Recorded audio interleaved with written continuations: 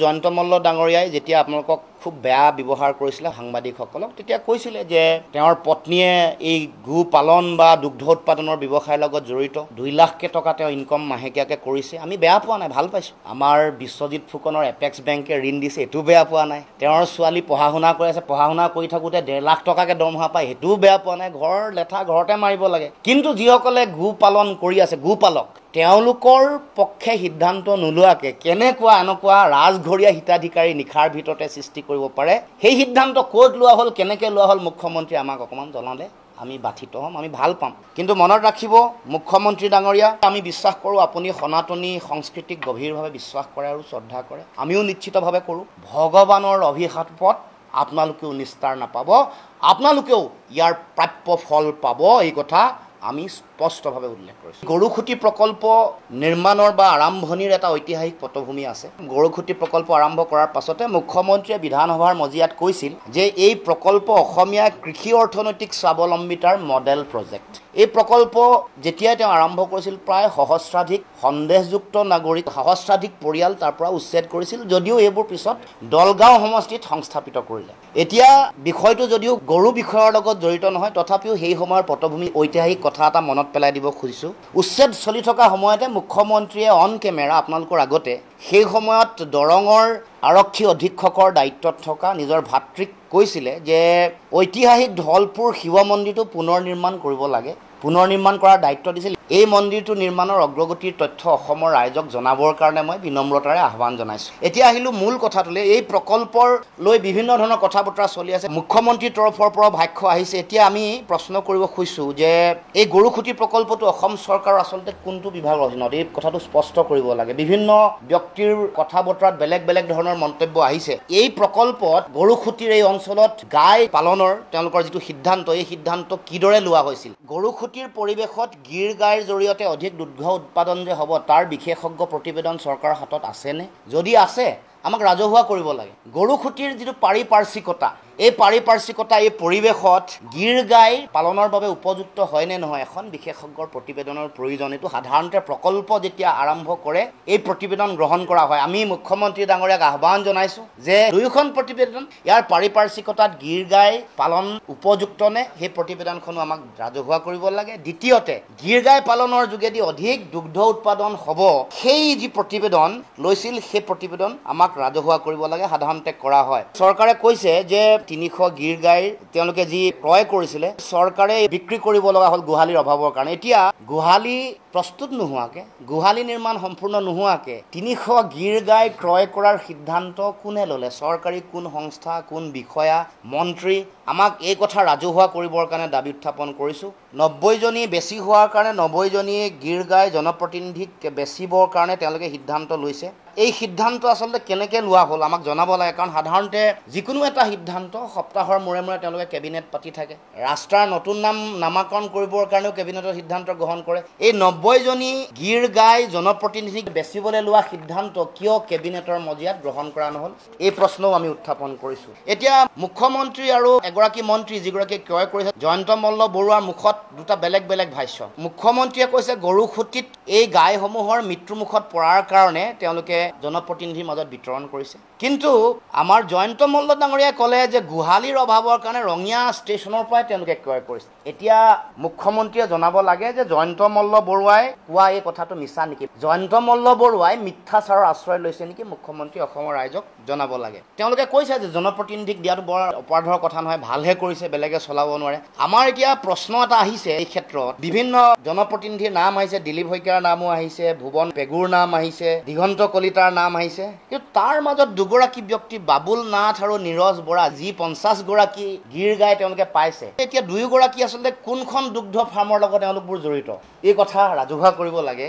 বাবুল নাথ আৰু নীৰজ বৰা এই দুয়োগৰাকী সন্দেহযুক্ত ব্যক্তিয়ে কেনেকৈ 50গৰাকী গীৰ গাই পালে, যিহেতু জনপ্ৰতিনিধিক দিয়া বুলি কৈছে, আৰু দুয়োগৰাকী জড়িত হৈ থকা দুগ্ধ পাম কেইখনৰ নাম ৰাজহুৱা কৰিবৰ কাৰণে আমি দাবী উত্থাপন কৰিছোঁ। আৰু তেওঁলোকৰ হাতত থকা 50টা গীৰ গাইৰ এতিয়া অৱস্থিতি কি, এইটো চৰকাৰে আমাক জনাব লাগে। এতিয়া মুখ্যমন্ত্ৰীয়ে কৈছে যে গীৰ গাইবোৰ মৰাৰ কাৰণে তেওঁৰ সাংঘাতিক টোপনি ক্ষতি হৈছে, তেওঁ শুবই পৰা নাই। আমি ধৰিব পৰা নাই এইটো তেওঁ গো মাতাৰ প্ৰতি তেওঁৰ অবাধ প্ৰেম নে ভক্তি। আমি এইটো ধৰিব পৰা নাই। কিন্তু মূল কথাটো হ'ল যে মুখ্যমন্ত্ৰীয়ে ইমান চিন্তাৰ কাৰণ কি? গীৰ গাইবোৰ যেতিয়া তেওঁলোকে কিনিছিলে বীমা কৰিছিলে নাই? যদি বীমা কৰিছিলে আজি চিন্তাৰ কাৰণ নাই।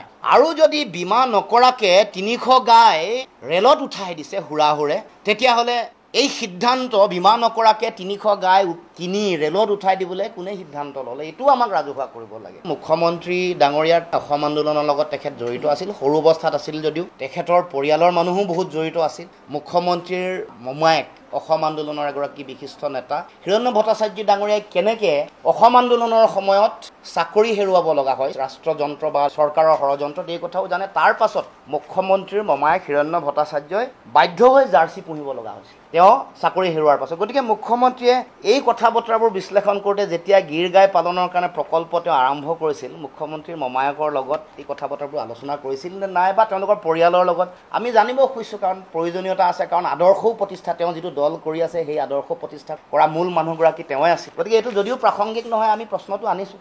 কাৰণ মুখ্যমন্ত্ৰী ঘৰতে পৰিয়ালৰ মিতিৰৰ মানুহতে যিহেতু গাই পালনৰ, জাৰ্চি পালনৰ তেওঁলোকে এটা প্ৰকল্প বা এটা আন্দোলন, অভিলাষী আন্দোলন আৰম্ভ কৰিছিল, মুখ্যমন্ত্ৰীয়ে নিশ্চয় জনাৰ প্ৰয়োজন। এতিয়া আমি আহোঁ পদ্ম হাজৰিকাৰ বক্তব্যক লৈ। তেওঁ কৈছে যে NDBB যিটো চৰকাৰী সংস্থা, যাৰ লগত অসম চৰকাৰৰ MOU হৈছিল শ্ৰীমন্ত শংকৰদেৱ প্ৰেক্ষাগৃহত, MOU হওঁতে তেওঁলোকে এই গীৰ গাই দিম বুলি কৈছিল। সেই NDBBয়ে দিয়া গীৰ গাইসমূহ পদ্ম হাজৰিকাই কৈছে নিম্ন মানদণ্ডৰ আৰু হাল বোৱা গীৰ গায়ে তেওঁলোকে দিয়া বুলি কৈছে। এতিয়া আমাৰ কথা হ'ল যে এই যিটো MOU কৰিছিলে, MOU কৰাৰ পাছত তেওঁলোকে গীৰ গাই কিনিছিলে, তাৰ পাছত এনেকুৱা নিম্ন মানদণ্ডৰ গাখীৰ নিদিয়া বা হাল বোৱা গীৰ গাই লোৱাৰ যিটো কথা, মানে NDDBয়ে এই যে যিটো আমাক ঠগন দিলে, এই সম্পৰ্কত অভিযোগ কেন্দ্ৰীয় চৰকাৰৰ বিভাগীয় সংস্থা, কেন্দ্ৰীয় মন্ত্ৰী বা কেন্দ্ৰীয় চৰকাৰৰ হাতত ইয়াৰ অভিযোগ অসম চৰকাৰে ইতিমধ্যে কৰিছেনে নাই কৰা, সেই কথা ৰাজহুৱা কৰিব লাগে। আমি সেই প্ৰশ্ন উত্থাপন কৰিব খুজিছোঁ। আৰু এটা কথা কৈছে যে IAS অফিচাৰ বিনোদ চেচানে গাঁৱে গাঁৱে গৈ ভালকৈ চোৱা চিতা কৰি প্ৰথম পৰ্যায়ত যিবোৰ গীৰ গাই আনিছিলে এইবোৰ তেওঁ চোৱা চিতা কৰি আনিছিলে, গাঁৱে গাঁৱে চাইছিলে। এই IAS বিষয়াগৰাকী আমি নাজানো যে তেওঁ গৰু চিনাক্তকৰণ আৰু গৰু ব্যৱসায়ত ইমান সিদ্ধহস্ত, এই কথা আমি গম পোৱা নাছিলোঁ। পদ্ম হাজৰিকাই কোৱাৰ পাছত আমি এই কথাটো গম পাইছোঁ। আমাৰ এতিয়া প্ৰশ্ন হ'ল যে বিনোদ চেচানক তেতিয়াহ'লে দ্বিতীয় পৰ্যায়ৰ গাই ক্ৰয় বা চিনাক্তকৰণ বা তালৈ গৈ চোৱা চিতাৰ দায়িত্বটো কিয় দিয়া নহ'লে? গৰু ক্ৰয় কৰিবৰ কাৰণে এই কামটো পিছৰ পৰৱৰ্তী পৰ্যায়ত যিটো সিদ্ধান্ত লোৱা হ'ল, কিয় তেনেকৈ লোৱা হ'ল, এই প্ৰশ্ন আমি উত্থাপন কৰিব খুজিছোঁ। পদ্ম হাজৰিকাই ডাঙৰীয়াই কৈছে যে দিলীপ শইকীয়া, দিগন্ত কলিতাই গৰুৱে গাখীৰ নিদিয়াৰ কাৰণে গৰুবোৰ ঘূৰাই দিছে আৰু পইচাও ঘূৰাই দিছে। কিন্তু গৰু ঘূৰাই দিয়া নাই, পইচা ঘূৰাই দিয়া নাই ভুৱন পেগু, জয়ন্ত মল্ল বৰুৱা, বাবুল নাথ, নীৰজ বৰাই। তেওঁ কৈছে যে গৰু ক্ৰয় বিক্ৰয় কৰাটো বৰ ব্যৱসায়িক কথা নহয়, সেইটো এটা হেনো জেণ্টেলমেন এগ্ৰিমেণ্ট। এই কথাটো আমি জনা নাছিলোঁ। সাধাৰণতে দুগ্ধ প্ৰকল্প, গৰুৰ কিনা,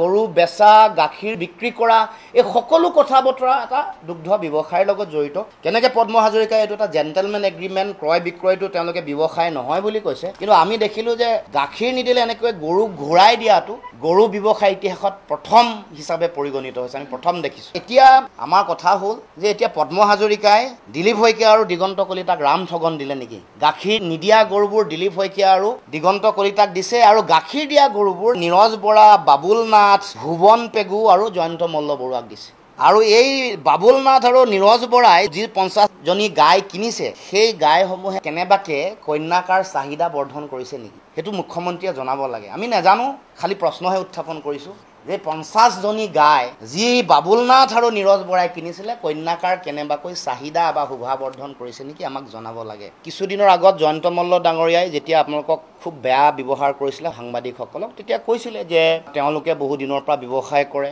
তেওঁৰ পত্নীয়ে এই গো পালন বা দুগ্ধ উৎপাদনৰ ব্যৱসায়ৰ লগত জড়িত, 2 লাখকৈ টকা তেওঁ ইনকম মাহেকীয়াকৈ কৰিছে। আমি বেয়া পোৱা নাই, ভাল পাইছোঁ। এগৰাকী উদ্যমী মহিলাই কাম কৰিছে, আমাৰ বিশ্বজিৎ ফুকনৰ এপেক্স বেংকে ঋণ দিছে, এইটো বেয়া পোৱা নাই। তেওঁৰ ছোৱালী পঢ়া শুনা কৰি আছে, পঢ়া শুনা কৰি থাকোঁতে 1.5 লাখ টকাকৈ দৰমহা পায়, সেইটোও বেয়া পোৱা নাই। ঘৰ লেঠা ঘৰতে মাৰিব লাগে। কিন্তু যিসকলে গো পালন কৰি আছে, গোপালক, গো পালনৰ সমবায় কৰা যিসকল আছে, তেওঁলোকৰ পক্ষে সিদ্ধান্ত নোলোৱাকৈ কেনেকুৱা এনেকুৱা ৰাজঘৰীয়া হিতাধিকাৰী নিশাৰ ভিতৰতে সৃষ্টি কৰিব পাৰে, সেই সিদ্ধান্ত ক'ত লোৱা হ'ল, কেনেকৈ লোৱা হ'ল, মুখ্যমন্ত্ৰী আমাক অকণমান জনালে আমি বাধিত হ'ম, আমি ভাল পাম। মুখ্যমন্ত্ৰীয়ে এই কথাও আমাক জনাব লাগে। কিন্তু মনত ৰাখিব মুখ্যমন্ত্ৰী ডাঙৰীয়া, আমি জানো যে আমি বিশ্বাস কৰোঁ আপুনি সনাতনী সংস্কৃতিক গভীৰভাৱে বিশ্বাস কৰে আৰু শ্ৰদ্ধা কৰে, আমিও নিশ্চিতভাৱে কৰোঁ। যেতিয়াই গো মাতা বা গৰু বা গাইক লৈ যেতিয়াই ৰাজনীতি কৰে, যেতিয়াই সিন্ডিকেটত জড়িত হয়, যেতিয়াই এনেকুৱা ধৰণৰ অনীতি দুৰ্নীতি এনেকুৱা ধৰণৰ অনিয়মত যেতিয়াই জড়িত হয়, তেতিয়াই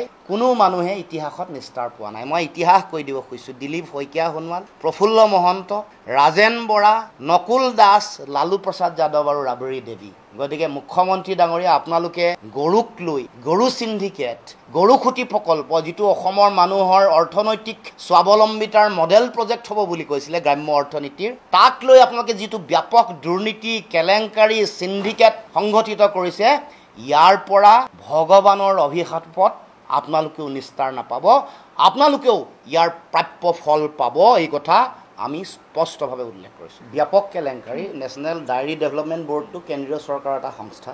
গতিকে গোটেই কেলেংকাৰীটো কেন্দ্ৰীয় চৰকাৰে ইয়াৰ সম্পূৰ্ণ তদন্ত কৰিব লাগে, কাৰণ মুখ্যমন্ত্ৰী ইয়াৰ লগত জড়িত আৰু কেন্দ্ৰীয় চৰকাৰৰ এটা সংস্থা জড়িত হৈ আছে। তথ্য বিভ্ৰাট যিমান হৈছে, মইতো প্ৰশ্ন উত্থাপন কৰিছোঁ, কোনটো সঁচা? মুখ্যমন্ত্ৰীয়ে কোৱাটো সঁচা নে জয়ন্ত মল্ল বৰুৱা কোৱাটো সঁচা নে পদ্ম হাজৰিকাই কোৱাটো সঁচা? গোটেইকেইটা প্ৰশ্ন উত্থাপন কৰিলোঁ। গতিকে এইবোৰৰ উত্তৰ দিলেহে আমি গম পাম আচলতে প্ৰকৃততে হৈছে কি। তদন্ত উচ্চ পৰ্যায়ৰ তদন্ত লাগে, আৰু কেন্দ্ৰীয় চৰকাৰে এটা সময়ত LOC কেলেংকাৰীৰ সময়ত তেতিয়া অতি উচ্চ পৰ্যায়ৰ সংস্থাই তদন্ত প্ৰক্ৰিয়া চলাইছিল, এতিয়াও চলাব লাগে। এইটো LOCতকৈ বহু ওপৰৰ কেলেংকাৰী সম্ভৱতঃ, কাৰণ বিভিন্ন ইয়াৰ লগত কথা জড়িত হৈ আছে। কাৰণ তেওঁলোকৰ ৰাজনৈতিক যিটো অস্ত্ৰ, এইটো গো মাতাক লৈ তেওঁলোকে ৰাজনীতি কৰে, আৰু আজি সেই গো মাতাৰ লৈয়ে তেওঁলোকে এনেকুৱা ধৰণৰ দুৰ্নীতি কেলেংকাৰীত জড়িত হৈছে। তাৰ উপৰিও সিন্ডিকেটৰ কথাটো আমি নকওঁৱে, গৰু সিন্ডিকেটৰ কথা চলি থকা কথা বিভিন্ন সময়ত সবিস্তাৰে প্ৰকাশ হৈ আছে। বিভিন্ন সময়ত ঘটনা পৰিঘটনা, লখিমপুৰত কোনে কেলেংকাৰী কৰে, কোনে পইচা কালেকশ্যন কৰে, কোনফালে আহে, কেনেকৈ যায়, কোন বাটেৰে যায়, এইবোৰতো যদিও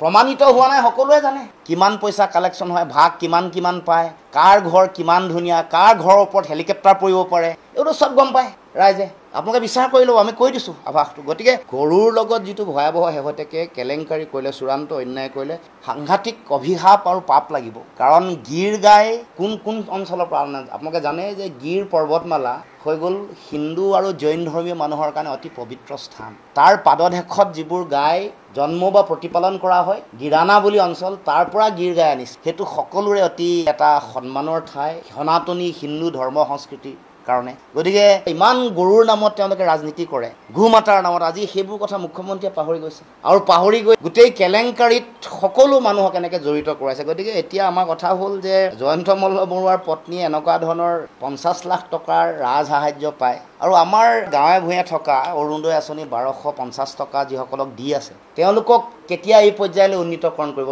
তেওঁলোকৰ যোগেদি কেনেকৈ এনেকৈ গৰু পালন আৰু দুগ্ধ উৎপাদনৰ প্ৰকল্প তেওঁলোকে তৈয়াৰ কৰিব, সেইটোহে আমি মুখ্যমন্ত্ৰীৰ পৰা জানিব খুজিছোঁ। মানুহৰ মাজলৈ আমি যাম, আৰু এই গৰুৰ যিটো কেলেংকাৰী, গীৰ গাই বা সমগ্ৰ যি কেলেংকাৰী চলিছে, সেই সম্পৰ্কত জনগণে ইতিমধ্যে জ্ঞাতও হৈছে, আৰু তাৰ বিৰুদ্ধে সকলো ৰাজনৈতিক দল আমি যুঁজিবৰ কাৰণে তেওঁলোকৰ এই গোটেই প্ৰকল্প বা সমগ্ৰ গৰুক লৈ তেওঁলোকে কৰি থকা দুৰ্নীতি কেলেংকাৰীৰ বিৰুদ্ধে মানুহক সজাগ সচেতন কৰি আমি আহি থাকিব লগা দিনসমূহত জনমতো গঠন কৰিম, আৰু ইয়াৰ তদন্ত হ'বই লাগিব। তদন্তৰ আওতালে মুখ্যমন্ত্ৰী আহিব লাগিব, তদন্তৰ আওতালে বাকী আন যিসকল মানুহ আছে, যিবোৰ নাম ক'লোঁ, নীৰজ বৰালৈকে জয়ন্ত মল্ল বৰুৱাৰ পৰা আৰম্ভ কৰি সকলো, দিলীপ শইকীয়াও হাৰি যাব নোৱাৰিব। এইটো প্ৰথম শুনিলোঁ যে গাখীৰ নিদিয়াৰ কাৰণে গৰু ঘূৰাই দিছে আৰু পইচা ঘূৰাই দিছে। মুখ্যমন্ত্ৰী জয়ন্ত মল্ল বৰুৱা আৰু পদ্ম হাজৰিকাৰ বক্তব্যৰ পিছত এইটো স্পষ্ট হৈ গ'ল, ব্যাপক দুৰ্নীতি কেলেংকাৰী অনিয়ম ইয়াত সংঘটিত হৈছে, আৰু ইয়াৰ উচ্চ পৰ্যায়ৰ তদন্ত হ'ব লাগে। পদ্ম হাজৰিকা ডাঙৰীয়াৰ প্ৰেছ মিটৰ পিছতেই